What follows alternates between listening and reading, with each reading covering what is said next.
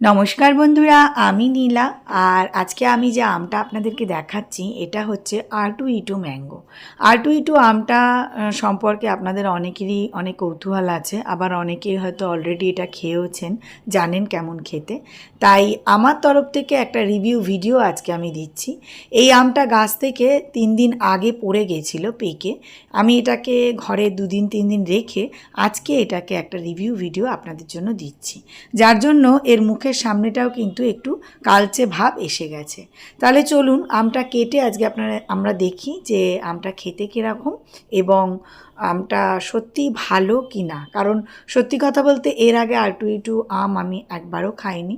আমার গাছেও এর আগে হয়েছিল, কিন্তু সেটা এরকম পাকা অবস্থায় বা খুব পরিণত অবস্থায় আমি পাইনি, যার জন্য আমি রিভিউ ভিডিও দিতে পারিনি। এছাড়াও আমি 2 বছর আগে অঙ্কিত ভাইকেও R2E2 ম্যাঙ্গো প্ল্যান্ট অঙ্কিত ভাই আমার কাছ থেকে সংগ্রহ করেছিল নীলাস গার্ডেন থেকে। তার বাগানেও কিন্তু এবছরে প্রচুর R2E2 ম্যাঙ্গো হয়েছে। এখানে যে আমটা দেখতে পাচ্ছেন, এই আমটার ওজন হয়েছে 650 গ্রাম। বেশ ভালো একটা আম, 650 গ্রাম কিন্তু কম নয়। এবং আমের যেটা আমার সবচেয়ে বেশি ভালো লেগেছে, কিছু জিনিস হয় না যেটা ফার্স্ট টাইম দেখলেই খুব ভালো লেগে যায়, এই আমটা কিন্তু গাছে যবে থেকে হয়েছে তবে থেকে আমটাকে দেখতে কিন্তু খুবই সুন্দর। আর আরেকটা জিনিস আপনাদের দেখাই, ওপরের মুখের পোর্শনটা যখন আমি কাটলাম, ওপরটা কালো হওয়া সত্ত্বেও এর ভেতরে কিন্তু কোনো রকম ব্ল্যাক স্পট আসেনি এবং ভেতরটা কিন্তু পরিষ্কার এবং সুন্দর। আর খোসাটা খুবই পাতলা, দেখুন আপনারা, খোসাটা খুবই পাতলা এবং পরিষ্কার এবং সুন্দর। এবার আমরা আমটাকে ভেতরটা কাটি এবং দেখি সত্যি এটা মিষ্টি কিনা বা আদৌ খেতে কতটা ভালো সেটা। আমটা বেশ ভালোভাবেই কাটছে, যেটা আমার বোঝা যাচ্ছে যে আমটাতে আঁশ হবে না।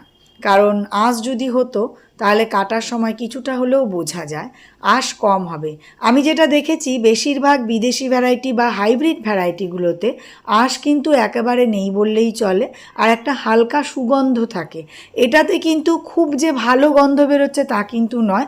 আমের যেরম নর্মাল গন্ধ হয় সেই টাইপেরই একটা গন্ধ বেরোচ্ছে, কিন্তু কাটার সময় আমি যেটা অনুভব করছি আমটা কিন্তু বেশ ভালোই হবে। আর দেখুন ভেতরের রঙটা কিন্তু খুব সুন্দর, অরেঞ্জিস ইয়েলো, মানে একদম কমলা রঙের ইয়েলো যে কালারটা হয় সেই কালারটা, এবং খোসাটা কিন্তু খুবই পাতলা। আমটা একটু কার্ভভাবে কেটে গেল, আমি পরে আপনাদের বাকিটা কেটেও দেখাবো, সরি তার জন্য। মানে খুব সোজা করে আমি আমটাকে কাটতে পারলাম না, নিচের দিকটা একটু বেশি মোটা হয়ে গেছে।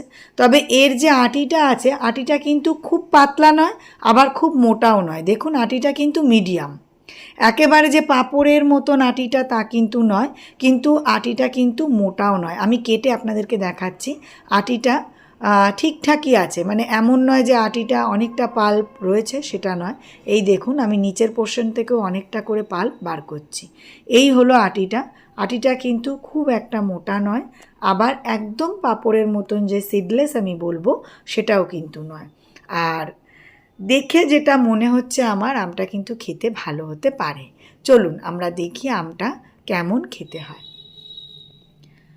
আমগুলো কিছু কিছু ভ্যারাইটি যেগুলো আমার গাছে অলরেডি রেডি হয়ে গেছে, বা আমি অঙ্কিত ভাইয়ের কাছ থেকেও কিছু আম যেগুলো রেডি হয়েছে সংগ্রহ করেছি। আমি চাইছি আপনাদেরকে একটা আপডেট ভিডিও এর ওপরে দিতে, একটা মানে ওভারঅল ধারণা, যেটাতে আপনারাও বাড়িতে আমটা লাগাতে একটু সুবিধা পান। কারণ আমরা সত্যি কথা বলতে কোনো গাছ লাগাতে গেলে আগে আমাদের অবশ্যই জানা দরকার যে ফলটা কেমন হবে।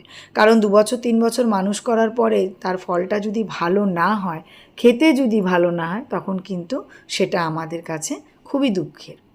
দেখুন আমি খুব সুন্দরভাবে আমটাকে কেটে ফেলেছি, আর দেখেই অবশ্যই খেতে ইচ্ছা করছে। আমি জানি আপনাদের অনেকেরও খেতে ইচ্ছা করছে, আমারও তো অবশ্যই খেতে ইচ্ছা করছে। আমি অবশ্যই খেয়ে আপনাদেরকে এটার একটা রিভিউ দিচ্ছি, এবং খুব ভালো।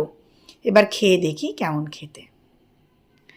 খেতে কিন্তু মিষ্টি, বেশ মিষ্টি লাগছে আমার মুখে, আর সত্যিই ভালো। এর আগেও আমি হংশিয়াং রেড ড্রাগনটা খেয়েছি, রিসেন্টলি খেয়েছি, ওটার উপরে ভিডিও আপনাদেরকে দিয়েছি। যেরকম ভালো খেতে ছিল এটাও কিন্তু ঠিক সেরকমই ভালো খেতে।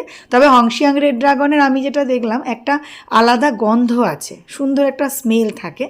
R2E2টার খুব সুন্দর স্মেল না হলেও আমের যে নর্মাল স্মেল আছে সেটাই কিন্তু বেরোচ্ছে এবং বেশ ভালো খেতে। চলুন এবার ব্রিক্স মিটারে মেপে আমরা দেখে নিই যে কতটা মিষ্টতা।